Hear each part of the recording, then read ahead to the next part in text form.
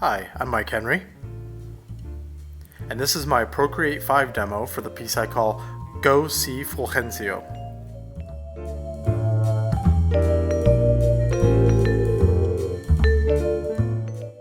Hi. So you guys remember a week ago I put out the challenge to color my lines for, at the time the piece was called Gentleman Chupa, because this guy is a chupacabra, but now we know that his name is Fulgencio, and we're going to talk a lot about him in this video. But first, what I want to do is go through all of the submissions that you all sent in. It was actually crazy. I didn't expect this many people to jump on this. So just to recap, the challenge was I put out rough lines and clean lines. People could pick whichever one they wanted to color and then color in any way they wanted. I'm going to front load the thank yous on this. Thank you to everyone who did a submission for this. It was so cool to see the way you all interpreted this character, having basically no context except for the other characters and then the lines for this. It was really, really fun. Something that I thought was particularly interesting is when I was doing this, because I had done so many, my headspace was around doing something kind of different. And since you all had the context for the characters, a lot of you decided to make it more like the other characters, which I think is really cool and actually kind of makes me feel like I made a mistake, but we'll worry about that another day.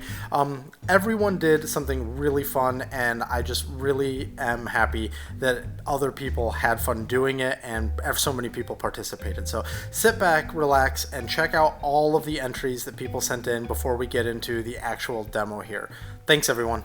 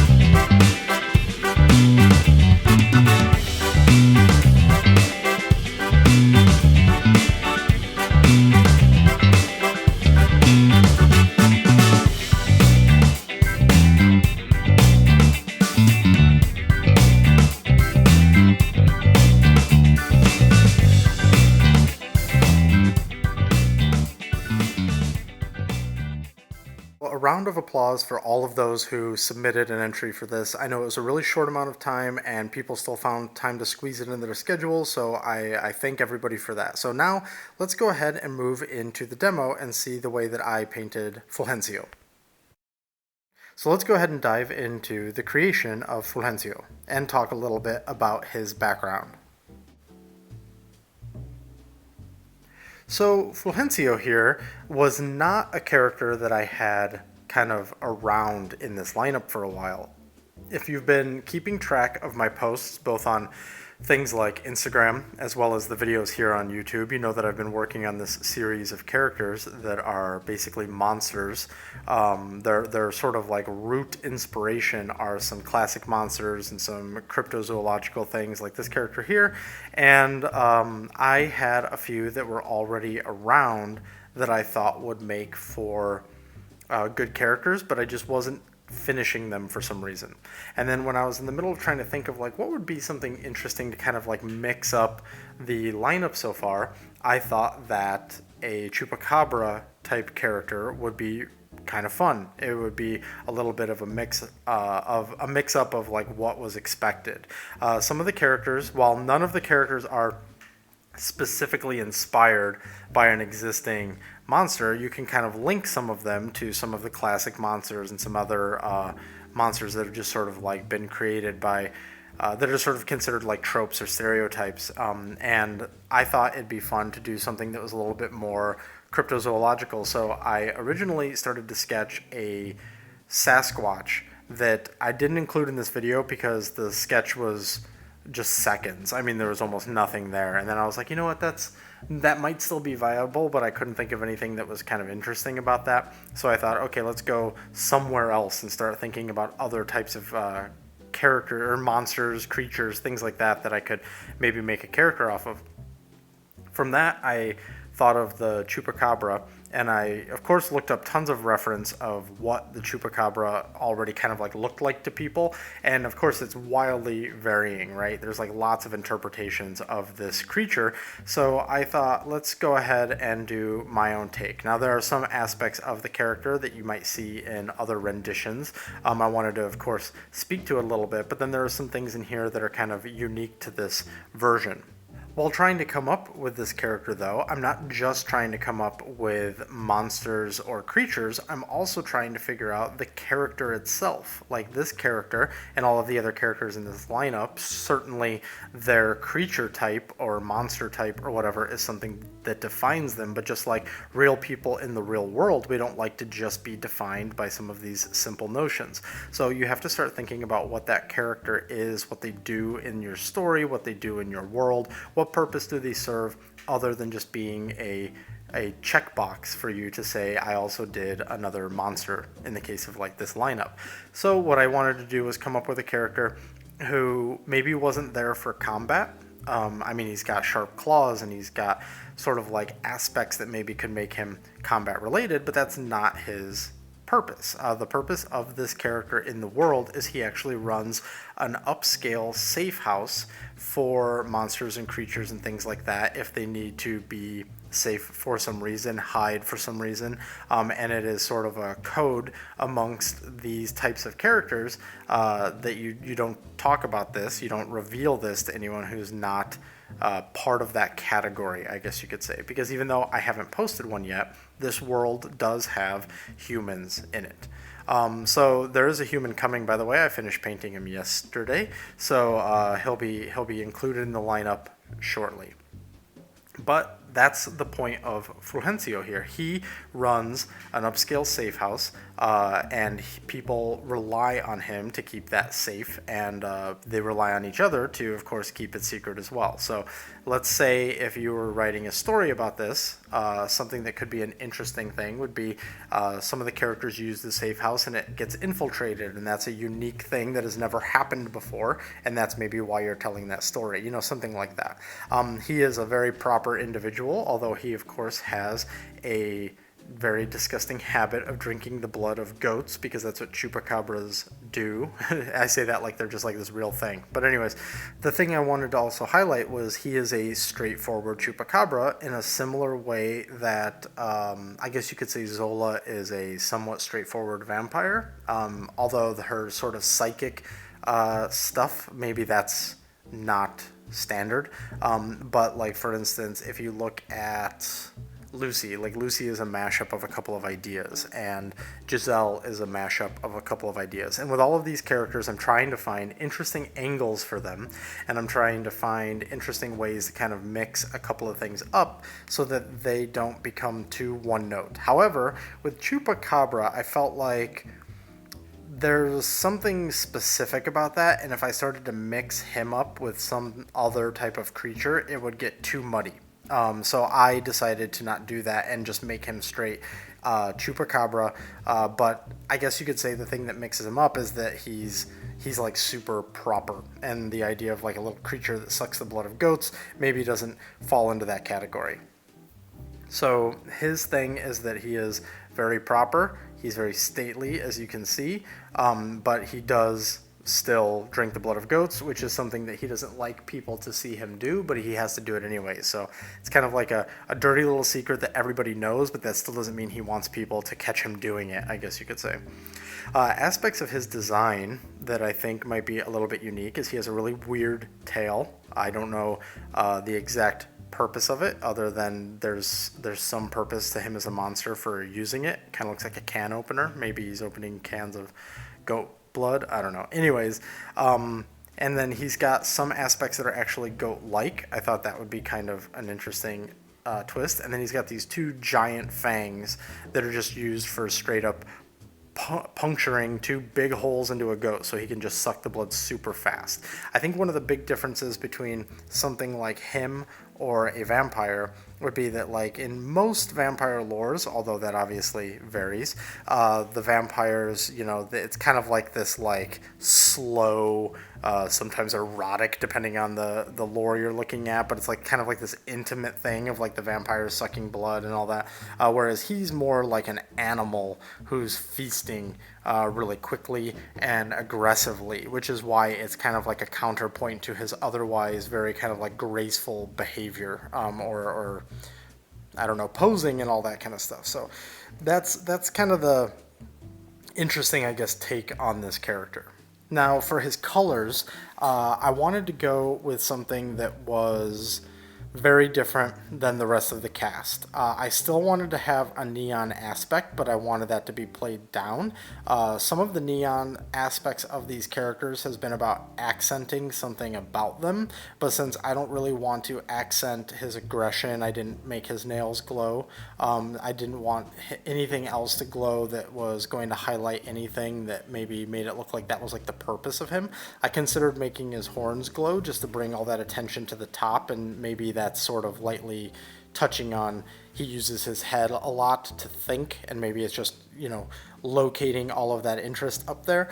But ultimately I ended up just making his eye glow. Now there are other aspects of him that would glow in certain scenarios, but for the sort of everyday walking around purpose, that doesn't happen. Now you're going to see a lot of colors flip through as the flats go in. As I was saying, I had the idea of just having limited glow, so you'll see that almost from the very beginning. I wanted him to be very understated and then have this almost like sickening yellow-green glow. He as a character is not supposed to be sickening. He is not supposed to be like secretly evil or have like some underlying darkness to him other than that like whole drinking goat blood thing, but I just thought that kind of fit him. And so when I imagined this character in this, like, I don't know, this kind of like old school super lush but like very like, I don't know, maybe like Victorian or something, old safe house type thing, I imagined those types of colors being better for him, I guess. You will see them change a little bit slightly as we go through, and there was actually a moment where I even did a different color palette that I don't think is captured in this time lapse because it was a separate file where I just quickly made him like crazy neon just to see. But ultimately I liked the fact that his palette kind of pulled things away from that a little bit. So some of the people, some of you out there who did the colors for him, you guys went in the route of making him fit in with the rest of the cast, and I think that that's super great. I actually was very conflicted about whether or not I wanted to do that with this character. Obviously, I have in my mind sort of more of the grand vision of like where this whole story will go, so I can take a twist or a turn because I know what I might decide to do with that. But I think that it is totally spot on to try and make him fit in with the cast. And I think that if I were to make him fit in with the cast, I would, like if he was going to be side by side with like Larry or Hazel or something like that, I think that he should have maybe more louder colors, I guess. But I decided just not to do that with him. So as far as process is concerned, this video is not slowed down as much as I normally do because we have a lot more to see here since there was the rough sketch and then the tighter line. You guys saw a little bit of that in my video last Friday where I shared all of the lines for everyone. And so we saw a little bit of that, the rough sketch, and then the tight lines. Now we're into the flatting phase. We're going to go through the same process that we have with all of these monsters. That's kind of the thing about a series like this. It is totally possible to explore different looks depending on what you're trying to actually achieve, but since I kind of had that look already with Larry in the beginning and then Hazel shortly after that, I've just kept the same premise. So we basically got one main light, and then we have a rim light coming from an orange light behind the character, and then we have some sort of a glowy neon-y thing adding just an extra bounce that's coming from the bottom. And for different characters and different reasons, we are using different lights. However, for all of them, that key light and their shadows from it are all the same color. The light is all a light turquoise with a lowered opacity, and the shadow is a light grayish purple set to multiply with adjusted opacity, and then all those shadows are that same color, more or less. There's really only like a slight variation, but it's not really worth bringing up. When the file is all said and done, there are a bunch of shadow layers that are involved in creating one of these, and we're going to cover that in the next video. Actually, I'm going to do a Procreate deep dive, Procreate file deep dive on the next one. The next character that you're going to be seeing is Rolf. If you follow me on Instagram, you've already seen him posted. He's an alien. We have this character, Rolf, and two more, one of which has been painted and the other one has been flatted, and that is the complete lineup for this character lineup that's been planned so far. If I come up with someone more, I will do it because these are super fun, but I'm also going to try and break up the next four with some pieces that are unrelated. For instance, if you look at my post, it was like I did Larry, and then I posted the like wash your hands video, and then I did Hazel, and I did the self-critical video, and then I did Lucy, and I did the it's what's on the inside that counts video. And so I was trying to kind of break these up. So we're going to do Fulgencio this week. It's the only video that's going to go up this week because I've just been slammed for time. And then we're going to, maybe over the weekend, I might crank out something that's a little bit more of just like a fun, relaxing piece. Maybe try to do something a little different. Maybe do like a watercolor or something. I don't know. We'll see. And then Rolf will go up after that. And then we've got two more characters from the monster lineup right now. I need to come up with a better name for these characters. I've been calling them the monster lineup because some of these characters have kind of slotted in nicely with referencing classic monsters, but they're really not that anymore, especially because the character, Rolf is an alien, and the character that comes after Rolf is a human, and the character that comes after that, you could argue, is a modified human, and so we need to start figuring out what we're going to actually call this lineup. But we have 10 characters that this will complete 10 characters if I finish every one that we've got so far, and then we can kind of look back on it and do a bit of a character lineup evaluation. One other thing I want to really mention, real quick. Everybody always talks about art style, and I am working on a style video where I sort of talk about style and then I go into my own style and pieces. I try to pick key pieces over all of the years that will kind of makes sense with like how the art I produced today is based on all of that. Now, the reason why I want to mention it in this video is because that is a ton of work. It's going to require a lot of planning. I'm actually writing a script for it because there are specific points that I want to make sure that I hit. So that is taking some time, which is why you aren't seeing a bunch of videos fly out. It's a combination of I've been really busy with things, and then that has kind of slowed up the works, which is why when people have asked me in the past if I was going to do this type of video or that type of video, I usually say I'd like to, but I won't, because it slows down the process of pumping out videos. So that's why like these types of videos don't get made, is because of that. But I wanted to do this one because it just made sense. It seemed like something that people wanted covered, and I finally figured out a way that I think I can talk about it and have it make some sense by using examples from my own work. So look forward to that, but it's taking me a while to put it together. It's going to take a lot of editing, and that's the thing that slows down the most. So but we'll get there, and I think you all are going to like it. As for the process on this piece, we are at the ambient occlusion pass. We are working on the tail. The layers stack, I think, will become apparent as you see me go through here. If you are new to this channel, I would recommend not watching this video anymore, because this video is less about specifics and more about me talking about the character and some other things, although you've probably figured that out by now. There are videos that go much more into the details of what I'm doing here.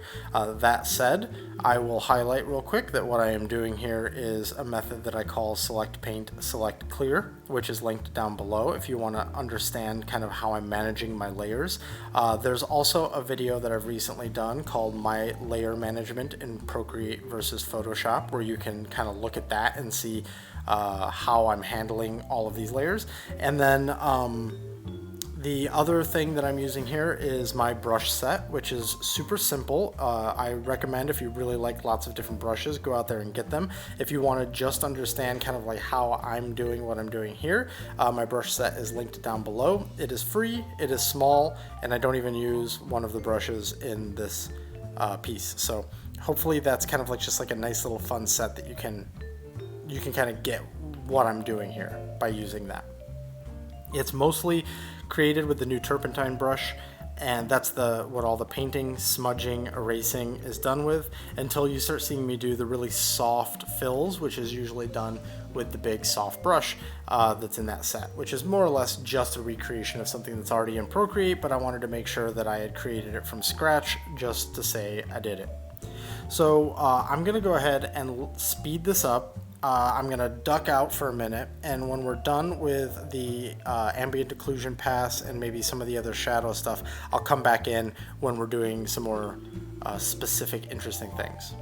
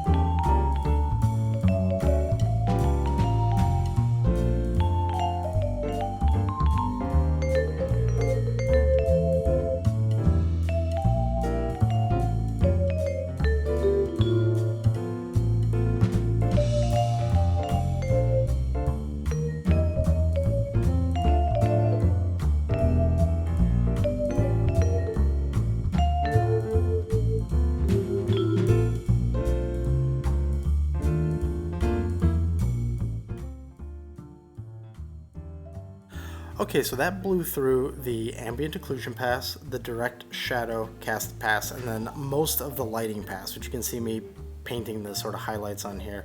Some things that I want to highlight that are kind of interesting about the painting is we've got all the usual suspects as far as the shadows and all that, which again, like I said, we'll do a file deep dive on the next one, because Rolf has a lot to talk about because he's got 4 arms and he's covered in tattoos, and there's just like kind of a lot of cool stuff there to break down. But here you can see that we are also doing local color changes to try and sell like his skin. I've talked about that before when I'm drawing like a human, like drawing coloring areas where it hits the sun more or less, or where the blood shows through underneath the skin more or less, and how important that is to communicating the fact that a character is living and breathing. The same is true even with a fake character like this. We've got, you know, some we actually blow out the subsurface scattering on the ear even more, but we've got like some redness in the ear, darkening on the nose, darkening on the fingers. We've also got some lightening around the face just to kind of bring some attention there, as well as some darkening around the eyes. And all of these different things are to try and communicate these skin variations, because it's really important to selling the vibe of the character. To be totally honest, I probably should have also put in some variation in the hair, but I didn't. I don't know if I made a conscious decision, or if I forgot, or if I just was like, it just didn't cross my mind, or what. But that's probably usually a good idea as well. Here we're doing the rim light that's on all of these pieces. That's just done by painting it solid white, selecting it, and on a new layer filling in like a bright orange, and then blurring that. And then I duplicate that so there's one underneath and one on top, and the one on top is set to add with an adjusted opacity. In order to get some of that subsurface scattering in there, I then created a new layer that was set to add, and I just kind of fuzzily painted that in where it would be kind of shining through, and adjusted its opacity to taste, so to speak. Here is the rim light. Most of these, the rim light that's coming from the bottom is usually the same color as their glow, although I alter that sometimes if it makes more or less sense. That makes 0 sense as far as the environment that they're in, but it's just kind of like a fun little additional tweak to the entire thing. And in the most recent one I painted, I actually completely changed that color just because it wasn't working as well as I would have liked. There's some more characters coming that are, some of them are a little bit more tame than some of the others, and some of them are a little bit more along the same lines of level of bonkers, so that's why different things work for different characters. Okay, so now this is with everything turned on at the very end, and we have our final piece right here. Some things I want to highlight that I really wanted to make sure happened in this was I wanted his colors to be more earthy, I wanted this background to be red, and I wanted his glow to be this sort of sickly yellow-green. I managed to do all of those, but it still didn't come out exactly how it was in my head, which is obviously a big part of art. You're always kind of chasing that and trying to get it to work the way you want it to. But in this case, I think that it didn't do it more because what was in my head wasn't going to work. And as I worked the piece a little bit more, I managed to still check off that list, but in a different way than I kind of imagined. So just for the sake of it's always kind of fun to look at, let's look at some of the major stages of this piece and how we transition from one to the other. So here's the rough sketch. This is one of the things that I offered for people to color if they were interested in doing something that started rough. Here are the tight lines, using that rough sketch and then doing the tight lines on top of it just to, you know, get it tight. And then here are the flats. I ended up coloring this based off of the tight lines instead of the rough, but if it wasn't for having to provide the clean lines, I would have used the rough. Here it is with some of the shadow layers turned on. Here it is with some more of the lighting effects, and then at the very end we're going to be turning on the fog and all of that kind of stuff with all the additional little lighting tweaks right there. And that's the final version. So thank you very much to everyone who participated, and thank you for watching. If you enjoyed this, please consider hitting like or subscribe, and I will see you on the next video. And if you're looking for me on the internet, these are the places where you can find me.